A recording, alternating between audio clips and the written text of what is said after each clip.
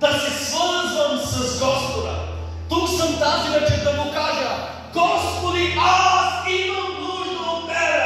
Защото ако Ти не си в живота ми, животът ми ще бъде празен. Ако Ти не си в живота ми, Господи, всичкото това, което върша, ще бъде напразно.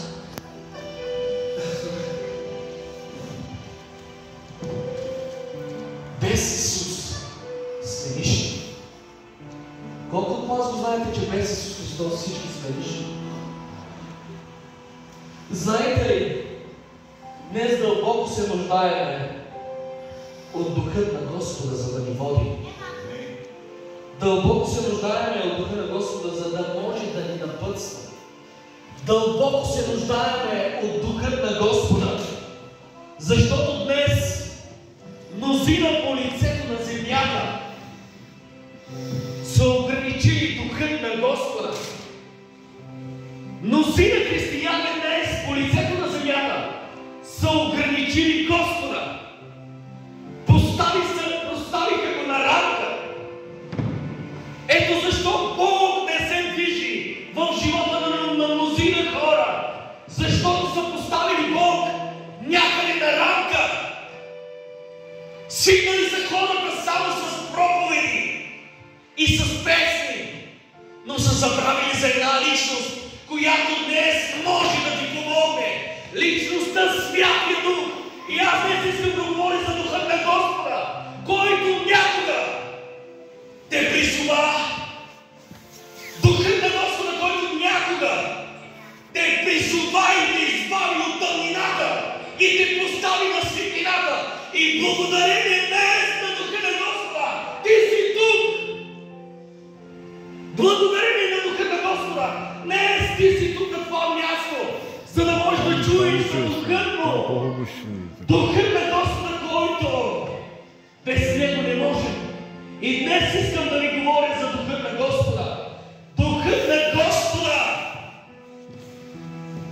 Искам да ви покажа, че Бог е Дух и онези, които му се поклонят с Дух и с истина трябва да му се поклонят. Поклонението ти не трябва да бъде ефтино. Поклонението ти, ако само ние пееме песни, а сърцето ни не участва на поклонението, просто ние ще се пеем и песни. Но днес, ако осъзнаеш какво означава да се покланяш на Господа, ти ще дадеш всичко от себе си. Защото поклонението е единственият начин, който ще те накара да разбереш, че ти стоиш пред Бога, пред Духа. Когато ти идваш тук на това място, трябва да имаш смисълта, че ти идваш да се покланяш на Господа. Но може би днес си изморен, бил си на работа, през деня си преминал толкова много неща. Но тук на това място Неговото присъствие е осъзнаемо. Колко е важно днес Духът на Господа купнее днес да ни изпълни. Духът на Господа днес купнее да излее като съд в тебе. Духът на Господа купнее днес ти да бъдеш като съд, за да може Той да те изпълни, да излее Духът си върху тебе. Ти си съд. Обърни се на човека до тебе и кажи: ти си съд, който Бог иска да излива Духът си. Халелуя! Мнозина казват: Святия Дух живее в мен. Да, така е, защото ние сме храм на Бога. Нека да го видим. Колко това знаете, че ние сме храм на Господа? Че Бог живее вътре в тебе. И ако тази вечер осъзнаваш, че Бог живее в тебе, би трябвало ти да бъдеш човек, който носи светлината в себе си. Светлината в себе си, защото навън е толкова тъмно. И ти си човекът, който трябва да държиш светилника си, да гориш на Господа, да имаш светлината в себе си. Защото навън, знаете ли, че хората навън са заблудени? Знаете ли, че хората навън са заблудени и не знаят какво става с живота им?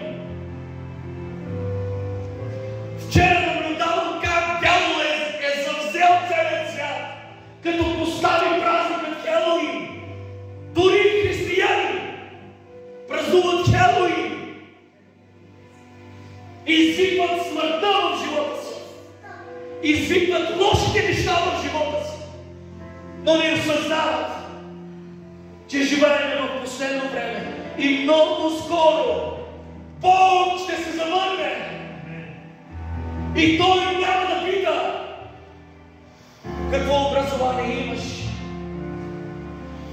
Дори няма да те види колко добре тук отпред проповядваш, молиш се, пееш и правиш неща за Господа. Много скоро Бог ще се завърне и няма време навън да се загубим времето. Дойде времето днес да променим живота си, да променим вътрешността си, защото когато се върне Господ, ще погледне в сърцето си, ще види сърцето ти.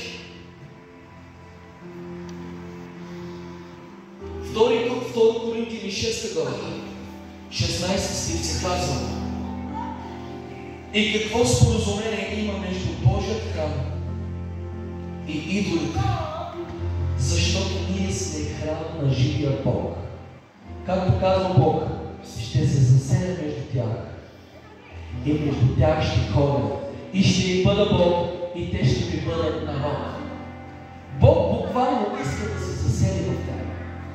Ти си храм на Господа и Бог иска да се засели вътре в тебе, да се настанява Бог вътре в тебе. Готов ли си тази вечер да позволиш на Бог да отвориш себе си и Той да дойде и да се настани в живота ти?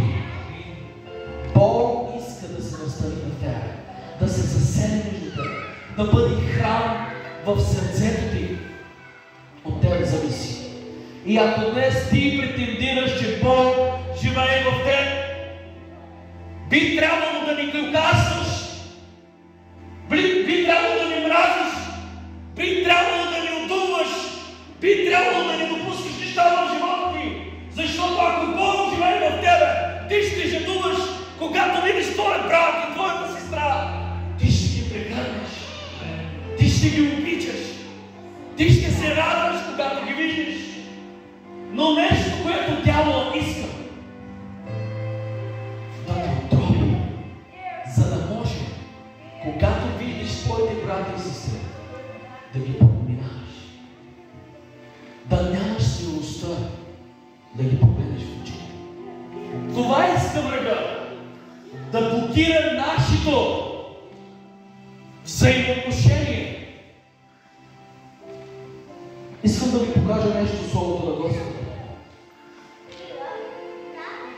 Деяния на апостолите е една от любимите книги, която съм прочел много пъти. Искам да ви покажа Деяния на апостолите, 1 глава, от началото ще прочитам.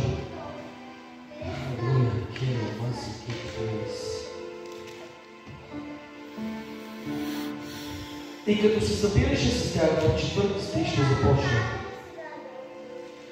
И като се събираше с тях, им поръча да не напускат Ерусалим, а да чакат обещанието от Отца, за което каза той: чухте от мен, защото Йоан кръщаваше с вода, а вие ще бъдете кръстени със Святия Дух не след много дни. Знаете ли Исус какво направи? Преди да напусне земята, преди да се възнесе горе на небето, Той каза на учениците си: не напускайте Ерусалим, не напускайте града, не напускайте Ерусалим. Стойте там, стойте на правилното място, не излизайте от Ерусалим. Стойте в Ерусалим. Това беше момента, когато Исус трябваше да напъсва своите ученици, като им каза: стойте в Ерусалим и не напускайте този град, защото аз там след много дни ще излея духът си, ще изпратя своят огън, ще изпратя духът си, но не напускайте Ерусалим. Знаете ли какво е Ерусалим? Не, за мен буквално виждам Ерусалим като църквата.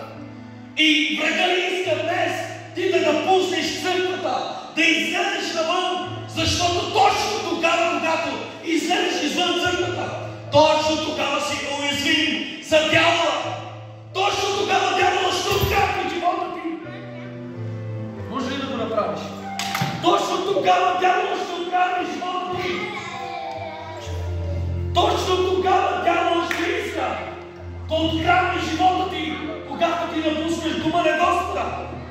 Когато излизаш от църквата, точно тогава си най-лесна пречка за дявола. Дявола е рекаешлив и търсейки днес кого да погълне. И не се чуди, ако някога дяволът е откраднал неща от живота ти. То е било, защото си излязъл от църквата, от мястото, където трябва да бъдеш. Не напускайте Иерусалим, но да чакат обещанието, което той каза. Защото Йоан кръщаваше с вода, а вие ще бъдете кръстени със Святия Дух не след много дни. Исус им каза: след малко време аз ще излея Духът си върху вас. Няма да ви оставя сами. И той им каза: не е за да знаете години или времена, което Отец е положил в собствената си власт. Но ще приемете сила, когато дойде Святия Дух върху вас. И ще бъдете свидетели за мен. Както в Иерусалим, така и в цяла Юдея и Самария и до края на земята. Като изрече това, докато те го гледаха, той се възнесе. И облак го прие. И знаете ли какво се случи точно тогава? Докато апостолите се взираха на небето, всички, които бяха с Исус, може би бяха повече от 12 човека, защото имаше и жени с тях. И точно тогава Исус се възнесва горе на небето. Към мене погледнете. Исус се възнесе горе на небето. И тогава учениците, които бяха, поглеждаха какво се случва. И Исус напуска земята. И точно тогава това беше един съкрушаващ момент. Съкрушаващ момент за апостолите. Защото техният учител напуска земята. Няма го вече покрай тях. Какво ще се случи с тях? Какво ще стане с тях? Искам да видите. Тогава те се върнаха в Иерусалим, който беше в разстояние един съботен ден. Исус се възнесе горе на небето. Но учениците, знаете ли какво виждам? Виждам как учениците се връщат в Иерусалим. Връщат се в Иерусалим отчаяни. Край няма го техният Господ, който някога се е изправил и е спрял бурята в лодката. Няма го техният Господ, който извика: Лазаре, излез от гроба! Няма го вече с тях техният Бог, който възкръсяваше мъртви, отваряше очите на слепите. Няма го техният Господ. И в един момент дойде отчаяние в тях. Виждам ги как се прибират. Заедно всички. Това беше сърце съкрушаващ момент за тях, приятели. Петър заедно с всички. Последната проповед, която Исус им каза: аз отивам на небето. Вие всички оставате тук на земята. И вие сте продължението на мен. Вие ще продължавате да представлявате мен на тази земя. Халелуя! Вие ще представлявате мен на тази земя. Но тогава учениците не разбираха какво се случва. Беше сърце съкрушаващ момент за тях. Исус се възнесва горе на небето и те просто го поглеждат. И в един момент облак прие Исус Христос. И те никога повече не го видяха. Исус се възнесе. Те се прибраха обратно в Иерусалим. Отчаяни. Отчаяни в това, че техният учител ги напусна. Няма го с тях техният Господ, който някога те се облягаха на Него. И какво се случи с тях? Отчаянието, което дойде в живота им, ги накара да спират. Има ли хората на това място отчаяни? сигурност има. Отчаяни хора. Отчаяни сте, защо нещата не се получават в живота ви. Отчаяни сте, защото работата е намалена. Отчаяни сте, защото мъжът ви или жена ти върши други неща. Отчаяни сте, защото дявол е поставил в нас отчаяние.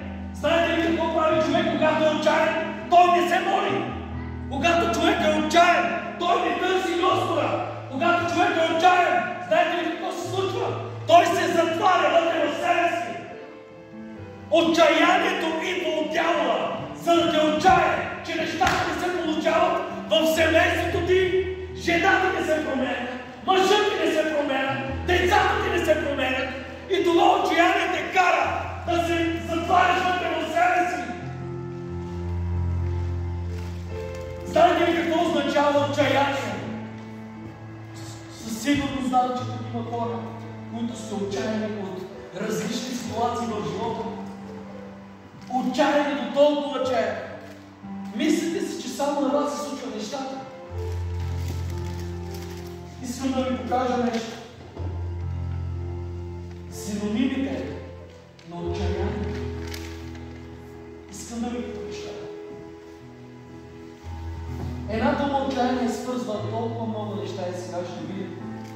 Безнадеждност, обезсърчение, депресия, отчуждение, разочарование, меланхолия, пораженство, горчевина, злочестина, загубване, мизерия, несправедливост, нахайство, ярост, неподчинение, граници и риск от безразсъдство.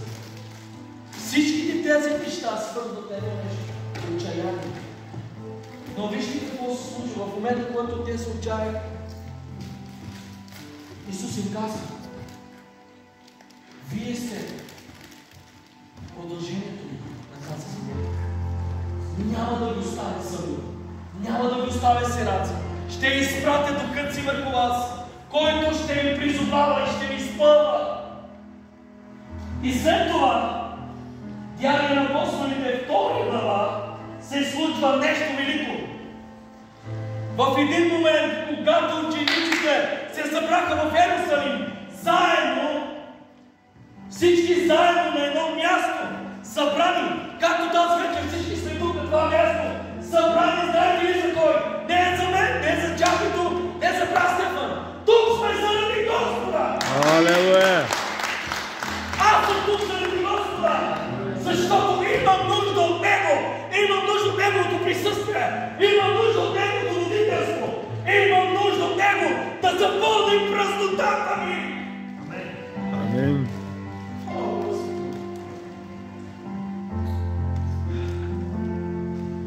Деяния на апостолите, 2 глава, и когато настана денят на Петдесятница, всички бяха на едно. Бог иска да бъдем на едно. И ако ти си този човек, който започва да се отделяш от твоите брати и сестри, от църквата, искам да знаеш, че ти си на ръба, врага да вкарва в тебе, да инжектира в тебе, че ти можеш сам да успееш.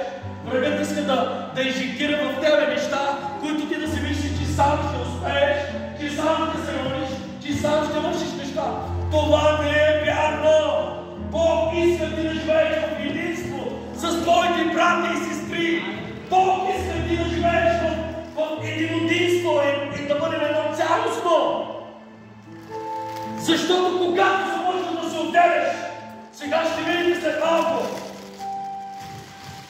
когато започнеш да се отделяш, врага моментално започва да открадва, да краде радостта ти, да краде желанието ти, да краде молитвата ти, да краде общението ти с Бога, да краде нещата, които Бог е поставил в теб, в мен и във всички. И от теб зависи днес дали ще позволиш на дявола да открадне от тебе желанието ти. От теб зависи днес дали ще позволиш на дявола да открадне нещата, които Бог е поставил в живота ти. Ето защо мнозина християни дълги години няма реформация в живота им, няма дявола да открадне от тях. Библията казва, че дяволът идва да открадне, да загони и да погуби. Но Исус каза, аз дойдох да ви дам живот. И той се биде.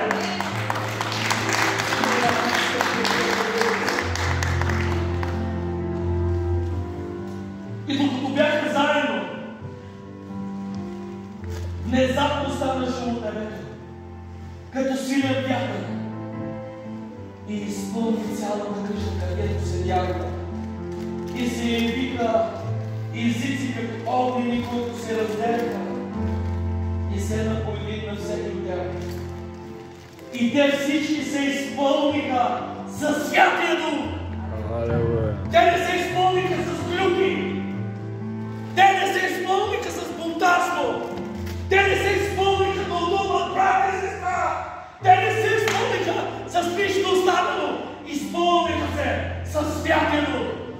Не може ти да бъдеш пълен със Святия Дух и в теб да има клюкарство.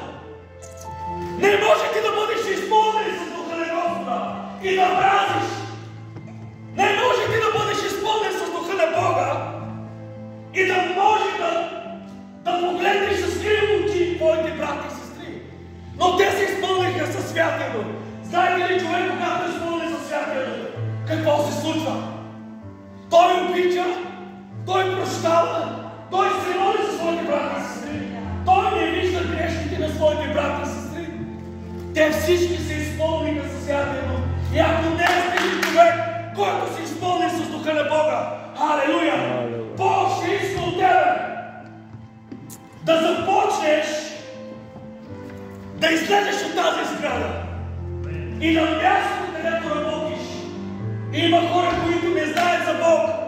И ти си човека, чрез който твоите колеги ще чуят за Исус. Ще чуят за един, който изцелява живот. Ще чуят за един как Бог изцелява живот. Примахва травми, изцелява, възкресява, дава нови животи. Твоите колеги искат да чуят днес за този, който е жив днес до века. Халелуя. Халелуя. Господи, благодаря ти.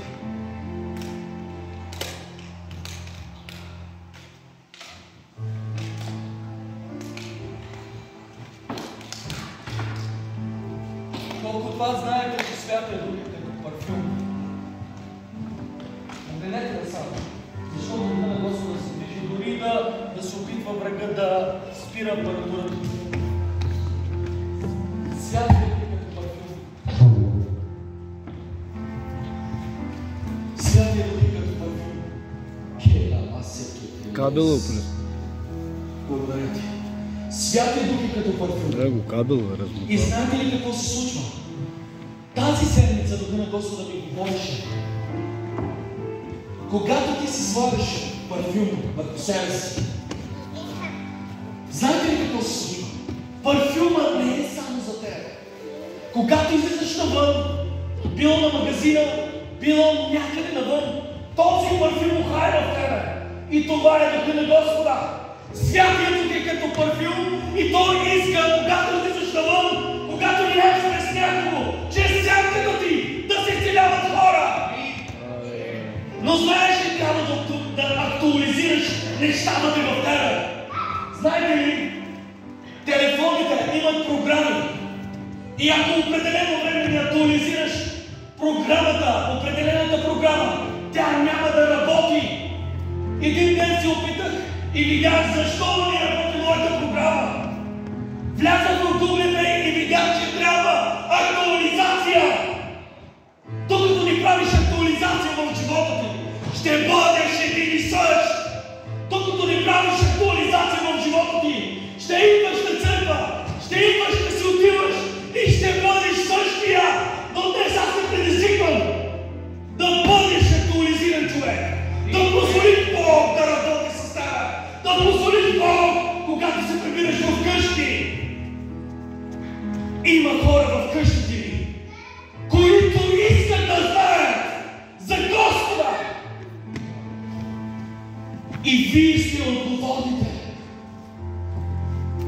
Вие си отговорните.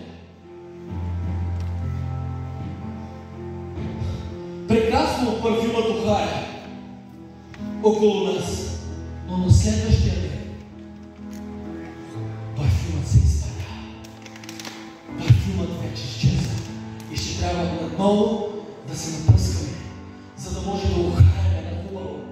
Святия Дух е този, който иска чрез тебе да се движи.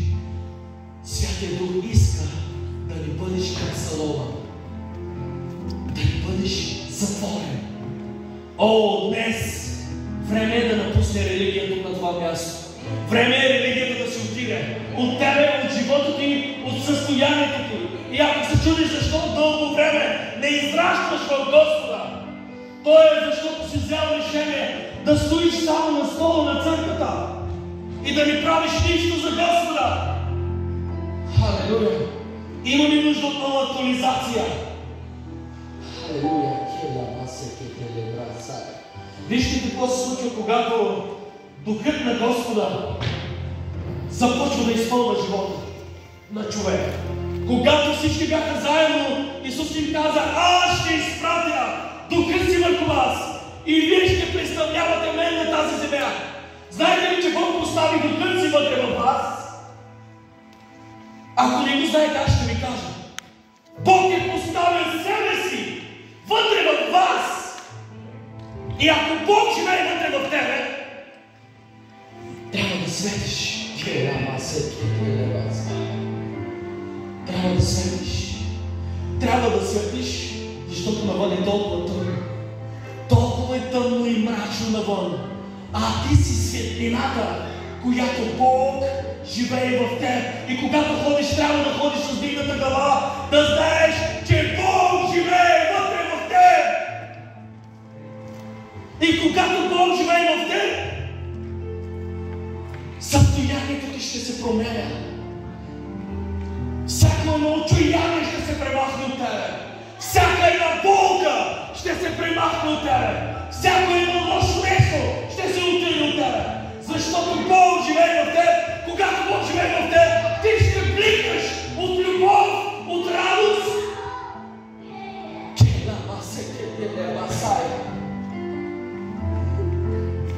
Благодаря ти, Святи Душа, че ти си тук на това място.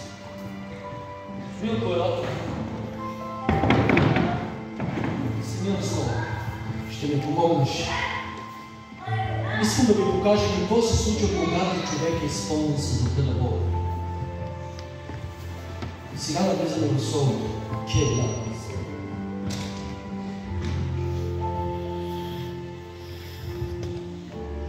Когато дойде Духа на Господа върху апостолите, преди това те не правиха нищо без Господа. В един момент, когато Петър и Йоан се отчаяха, може би днес наистина се отчаяха, защото все още мъжът не е тук. Аз пророчески декларирам, че този стол не е случайно празен. В името на Исус извикваме Илия да дойде до тебе и да бъдете заедно. В името на Исус този стол не е случайно празен. Затвори очи в името на Исус. Господи, молим те за Илия точно сега, там където се намира. Аз го извиквам. И нека точно сега всеки един демон да напусне живота му и заедно с Яница да служат заедно на тебе. Амин. Точно когато Духа на Господа дойде върху апостолите, апостолите знаете ли какво направиха? Те не се затвориха в онази стая, която бяха. Те започнаха да излязат извън сградата, извън къщата, където бяха събрани. Всички заедно около 120 човека. Само Юда го нямаше. Юда, който предаде Господа. О, може би днес на това място има хора, които предават нашите брати и сестри. Като Юда. Може би има хора, които някога сте застанали като Юда и сте влезли в костюма на Юда, които сте предали твоите брати и сестри, приятели, близки хора, които обичате. Влезли сте в костюма на Юда, без да искате. Но вижте какво се случи. Когато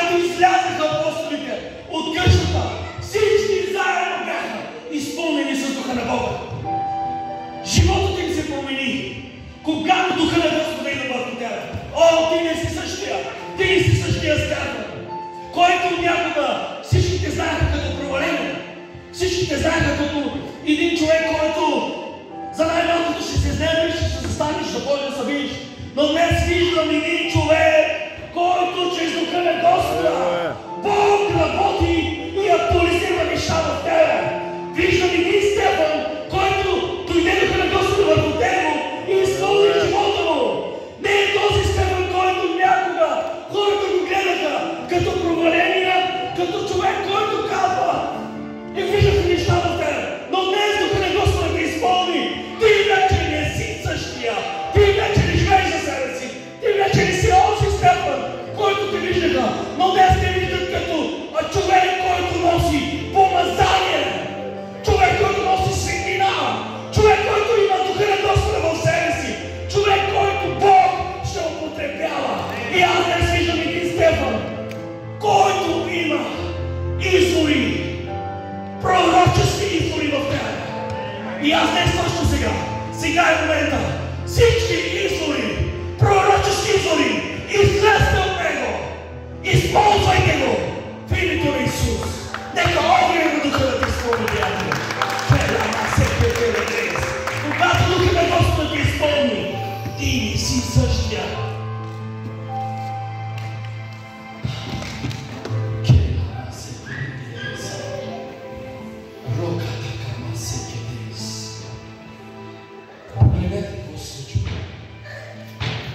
Деяния на апостолите, 3 глава. Може ли децата да се върти, защото Бог се движи много силно. Когато Петър и Йоан отиваха в храма, искам да чуете всички. Когато Петър и Йоан отиваха в храма в 9-тия час на молитвата, къде отиваха Петър и Йоан? Храма в молитвата. Те обичаха молитвата. Има ли хората по това място, които обичат молитвата? Има ли? Когато ви обичате молитвата, вие карате Бог да се движи чрез вас. Петър и Йоан отиваха в храма 9-тия час на молитвата. Алелуя! Обаче там имаше един човек, който го носиха недъгъв от рождение. Помни ми, Господи, до свирата си. Имаше един човек, докато Петър и Йоан вървяха, отиваха към храма да се молят. Те не отиваха в храма да отиват за сир. Петър и Йоан не отидаха в храма за сир да видят колко хора има тук на това място. Кой се моли, кой издига ръце, кой пада. Петър и Йоан отидаха да се молят, защото знаеха, че Бог ще изпълни живота им, тебе ще изпълни с духа на Бога. Когато ти си изпълни с духа на Бога, ти не стоиш на едно място. Ти обичаш да се движиш. Бог те движи. Започваш да правиш неща, които даже никога в живота си не си правил. Започваш да благославяш хората, започваш да се молиш за хората, започваш да правиш неща. Както Бог отваря сърцето на този човек. Да докара уредата си тук, за да служи. Защото вече духа на Бога е в теб. И ти вече не живееш за себе си. Живееш за Бог. Не си вече същия човек, който някога си идвал за сир на църква. Петър и Йоан отидаха в храма да се молят. Те отидаха за сир, да погледнат днес кой ще проповядва, кой ще свири, кой е облечен, кой не. Те отидаха да се молят. И ако днес ти си тук на това място, за да се свържа с Бога, днес ще се отидеш променен. Дълбоко вярвам, че днес от тази вечер ще напуснеш тази зала. Променен. И носиха един човек недъгъв, по рождение. Когато слагаха всеки ден пред вратата на храма, наречена красивата врата, да проси милостиня. Който влизаха в храма. Знаете ли, имаше хора там. Сега ще ви кажа едно откровение. Много е важно с какви хора се движите.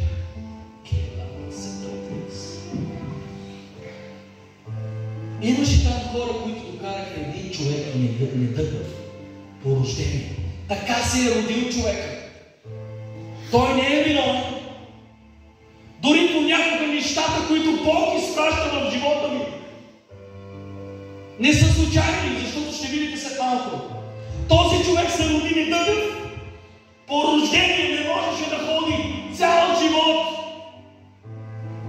Нямаше баща и майка, изоставен от родители, изоставен от всички.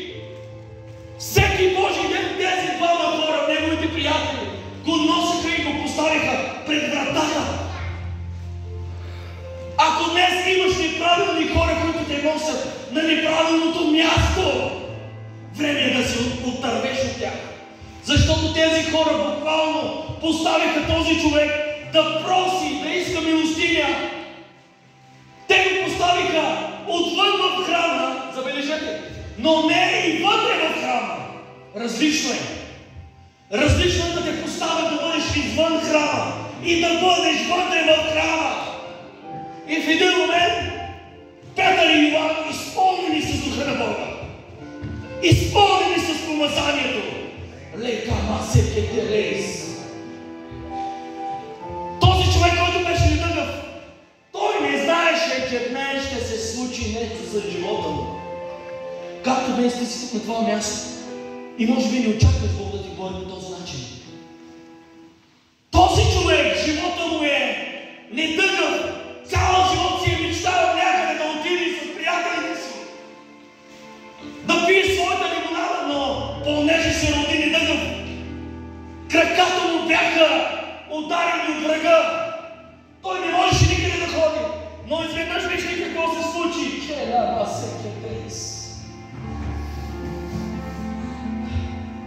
Петър и Йоан, изпълнени с духа на Бога, видяха този човек, че този човек страда. Те го виждаха в продължение на много години. Днес може би виждаш някой от семейството си от много години. Живее на едно също положение. Парализиран в духа. Не може да се променя. Не може да се изправи. Днес ти имаш нужда от Петър и Йоан, хората, които са изпълнени с духа на Бога. Петър и Йоан, докато вървяха, може да дойдеш до някой с мен. Ела с мен. Искам с всички да видите това. Върви с мен. Петър и Йоан, докато вървяха, те си говориха какво да направят. Достигат до него. Застаните тая страна.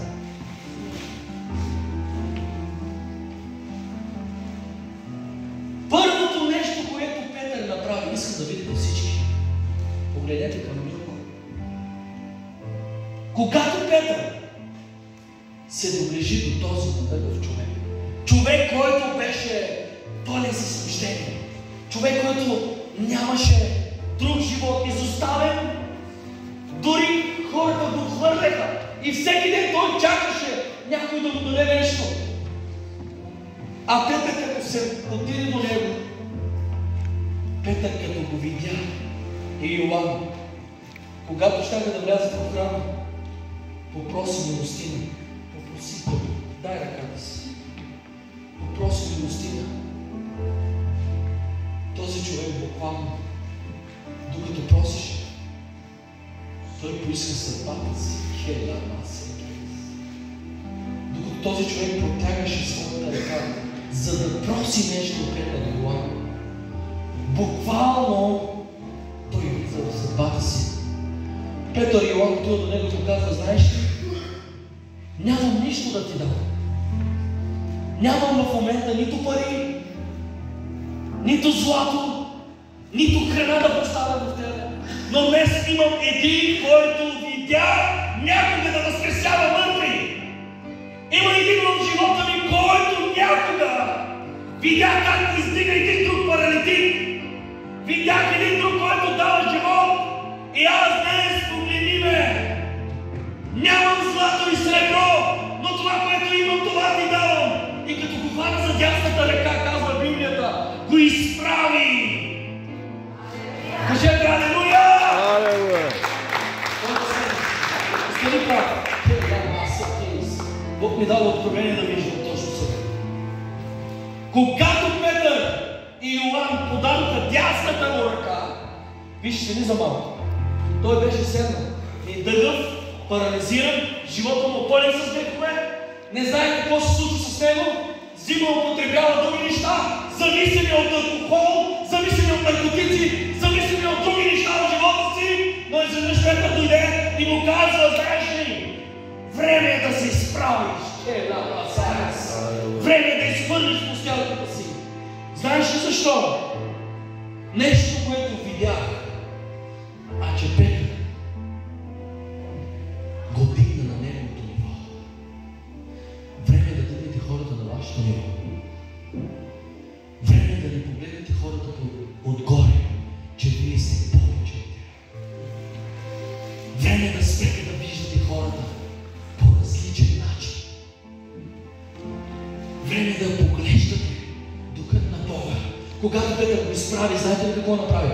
Той не постави етикети върху него. Петър не постави етикети върху него. Ти си грешен, ти си алкохолик, ти си недъгъв, ти няма да можеш нищо да правиш. Но Петър и Йоан го повдигна на своето си ниво. И му казва от днес нататък, ти няма да бъдеш същия, защото Духът на Бога те изпълни и заедно с мен ще ходиш в църквата и ще хваляш Господа.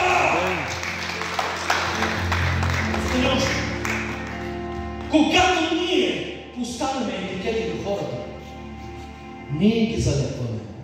Като този не става, този е клюкарства, този отдува, от него нищо няма да стане. Знаете ли какво правим? Залепваме всички тези етикети върху този човек.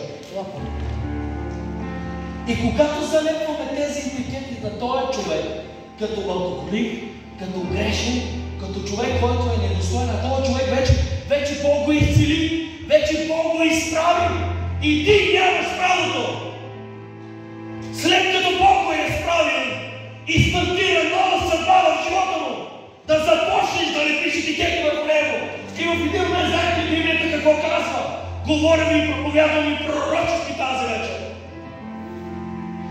Заедно в храма влиза един човек, който някога е бил куц, непроменен. Влиза в храма, където всички свещеници се молят, облечени в роби. И в един момент вижда този човек, който някога са му залепали етикети. Някога са му залепали етикети.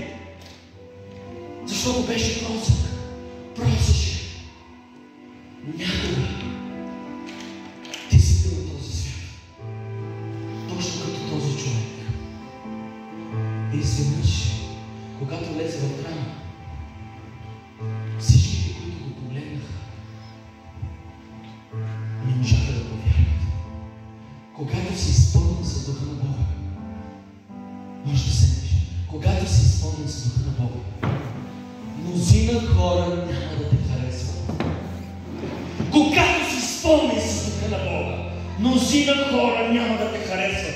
Хората обичат повече религията, хората обичат повече непромененото животно слово, обичат хората религията да пеят грешен дом, ама тут идея, нас валиме, ала ново животност. Но Бог не казва така. Бог е умрял на честа за тебе. И ти не си повече твоен, ти не си повече изтощен. О, не да повярвам тук на това място. Религията да напусне от живота. Религията да те, да се премахне от живота и да спреш да поставиш етикети в живота. И буквално този човек, докато го поставиха в храма, Петър и Йоан го вкараха в съдбата. Искам да те насърча тая вече. Реката се китере просая. Шадама се китере кейс. Четвърто е. Рекама саката лекетайс.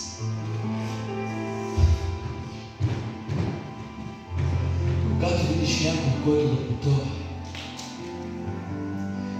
когато видиш някой, който е потънал вече и е паднал и няма силата да се издига, точно сега Бог ти припомня, че има хора, които които са паднали. И Бог иска от тебе да отидеш точно ти и да направиш същото, което Петър направи. Петър го вдигна на своето ниво. Време е да въздигнеш, да издигнеш хората на своето ниво, за да може да влязат в тази атмосфера. Защото когато ти си изпълнен с духа на Бога, ти ще го прекалаш и църквата ще бъде изпълнена.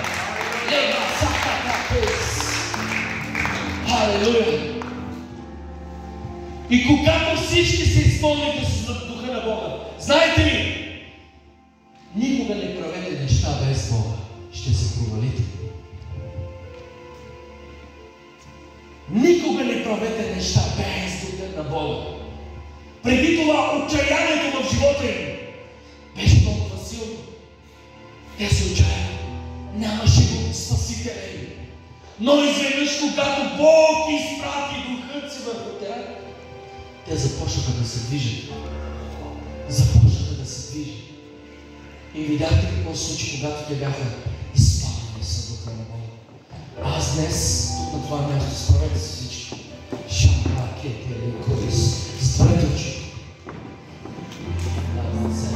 Тази вечер някой ще бъде изпълнен с духа на Бога. Някой тази вечер ще бъде изпълнен. Някой тази вечер ще започне да изхвърли пустелката.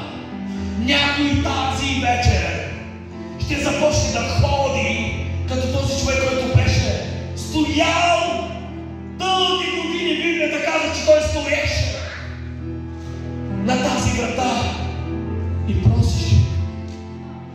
Искам да ти кажа, че ти не си просил. Ти си син и дъщеря на Бога! Ти си син и дъщеря на Бога! И Исус е платил огромна цена за тебе! Никой не плати толкова огромна цена, както Той го направи. Той плати цената за тебе. Какво ще направиш днес ти с живота си? Ще продължаваш ли да роптаеш или ще бъдеш от тези, които са изпълнени с духа на Бога? Точно сега духа на Господа се движи тук на това място. Изпълни ги, Господи. Изпълни ги.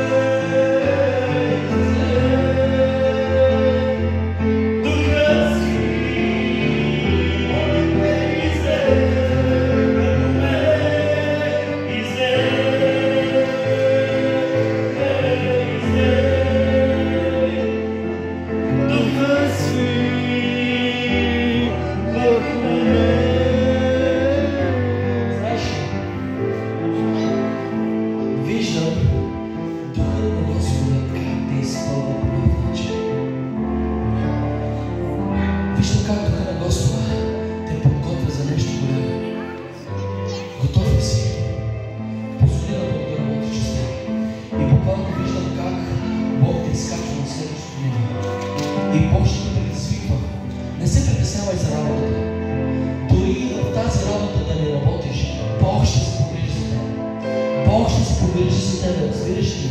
Приятелю, буквално те виждам като човек, който отива при куците на други хора и ги изправя.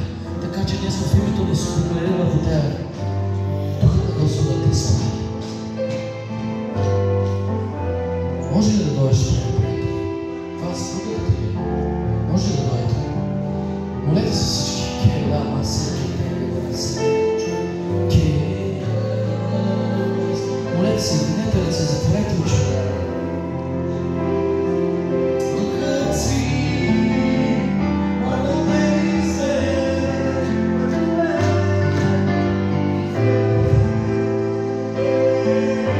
Виждам как Духът на Господа се излива по нов начин върху вас.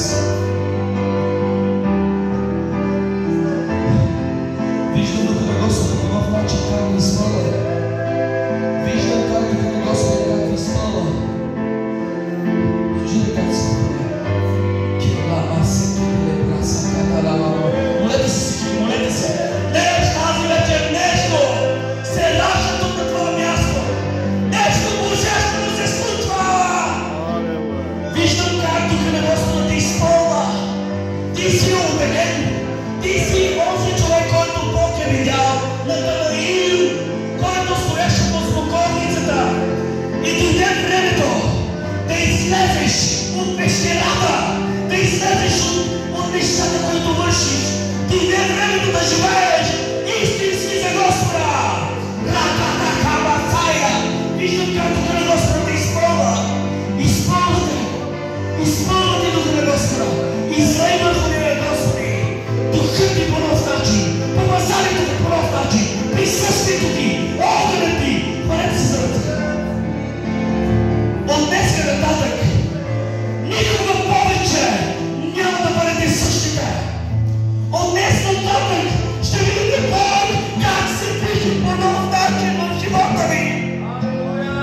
Виждам как Бог се движи мощно в живота ви. И хората, които са ви видяли като провалени, хора, които не са вярвали в вас, Бог започва да ви има доверие. Бог ви има доверие. Не знам през какво сте преминали, дори не знам какво преминавате, но виждам как Духа на Бога идва върху вас, идва в живота ви. Река масе кетеле гласа катайс. Стигнете ръце, стигнете ръце.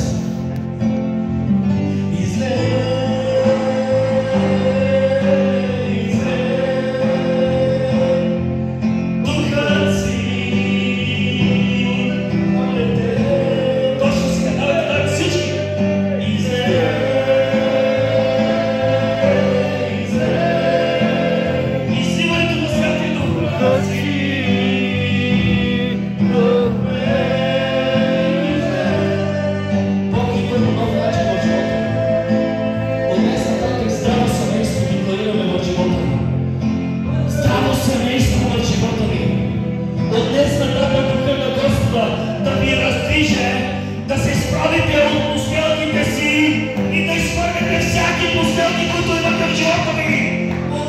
От днес виждам как Бог актуализира.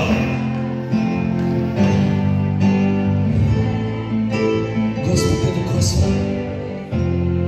Това е силата. Това е помазанието. Мечтала си да видиш. Мечтала си Господ да те прегърне. Мечтала си Господ да те прегърне по нов начин. Ето, че тази вечер времето ти дойде. Времето ти дойде. Бог чува молитвата ти. Точно така става. Бог вижда молитвата ти. Вижда дори когато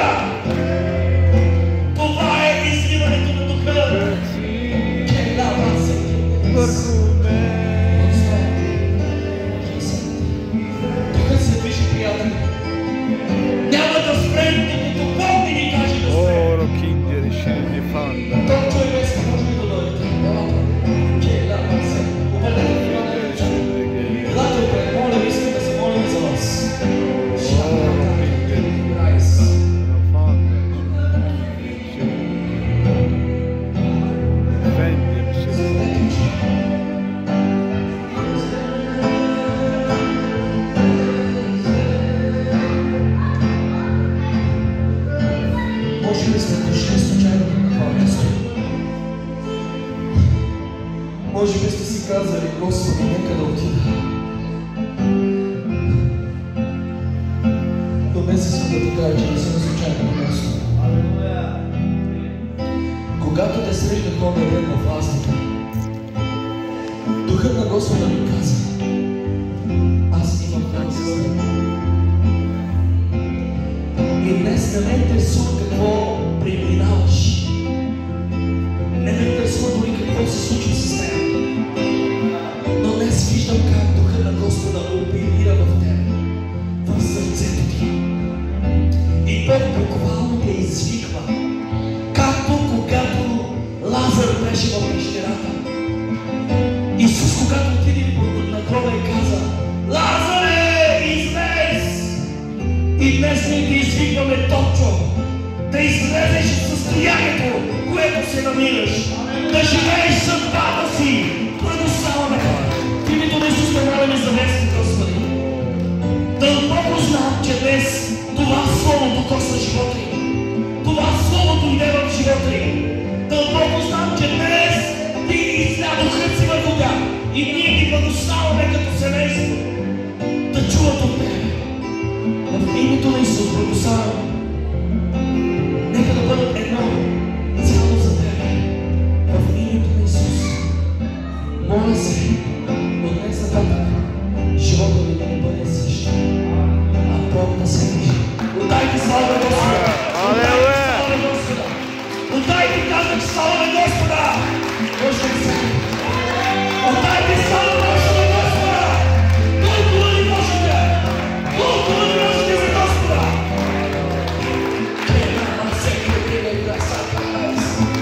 Няма да стане дълбоко да се движи.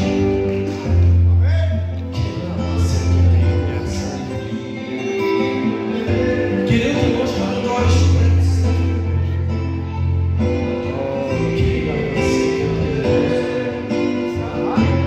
Даже да не дойде. Ами.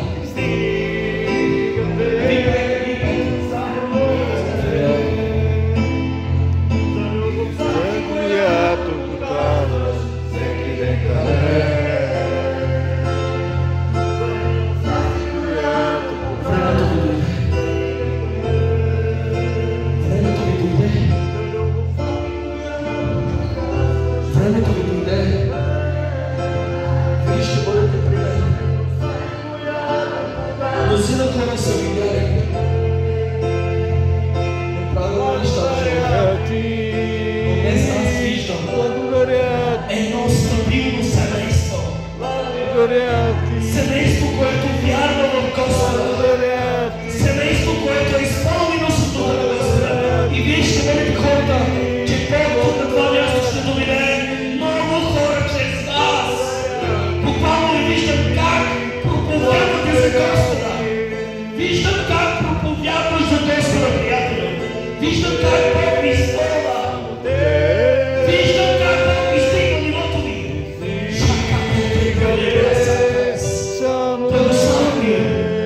Благославям ви този дух, това слово, да бъде в живота ви. Пророчески избори в живота ви. Има съкровища в тебе. Има съкровища в тебе.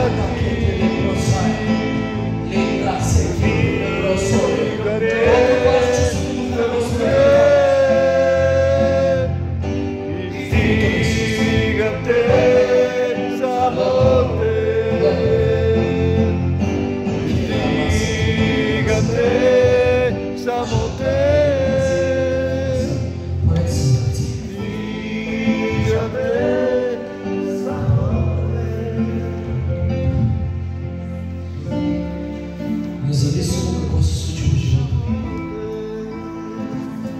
Дори време да се опитал да убие синът ви в катастрофата. Дори време да се опитал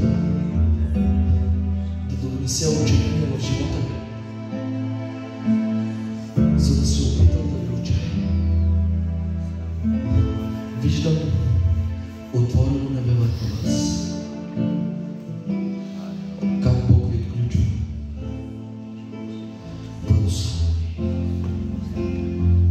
Благословен ви. Нека това помазание, това слово, което дойде тази вечер в живота ми, да се актуализира и всяка религия да напусне живота ми. Всяко нещо, което ми тормози, да напусне живота ми. Буквално Бог взима товарът ми в името на Исус. Благословен. Нека това сърце да бъде широко за Господа. Рика се. Стойте в присъствието на Бога, моля. Стойте, стойте, стойте. В името на Исус. В името на Исус. Благословен. Движи се, Господи, тук на това място. Движи се. Направи това, което искаш. Нека да се роди ходатайство в семейството на това семейство. В името на Исус.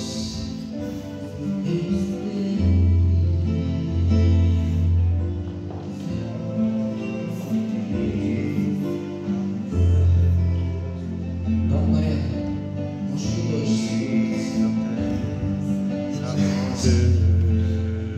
след малко завършваме? Стойте в това присъствие, моля ви.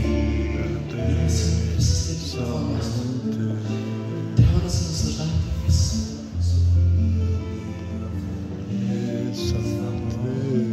Бог ви призовава.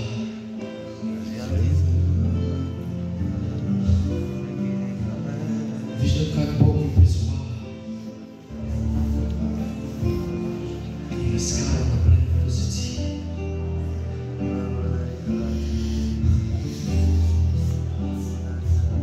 Бог ще ви предизвика като семейство.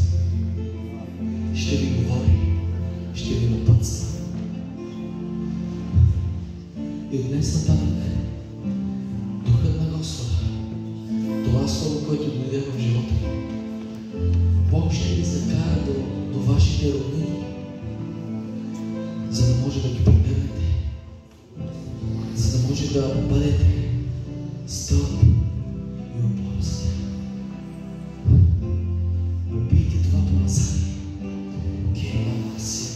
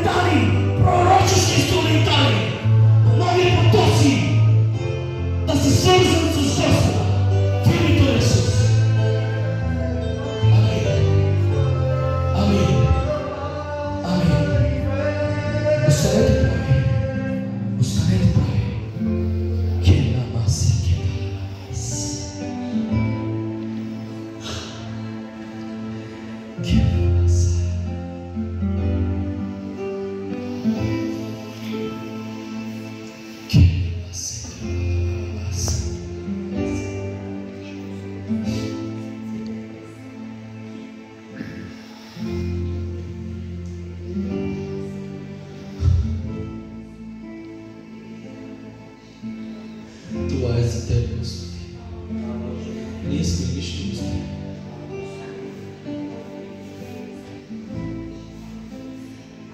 Искам това помазание всяка седмица тук на това място. Нека това помазание да излезе навън и после да разбере какво е истинското помазание. После да разбере какво е истинското помазание. Да служиш на Бог свободно.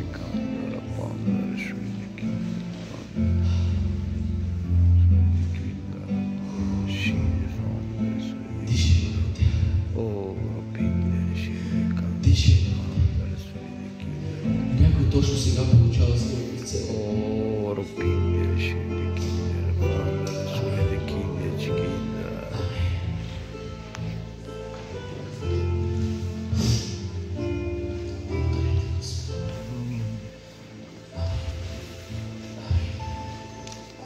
Може ли да ръкопляскаме за Господа?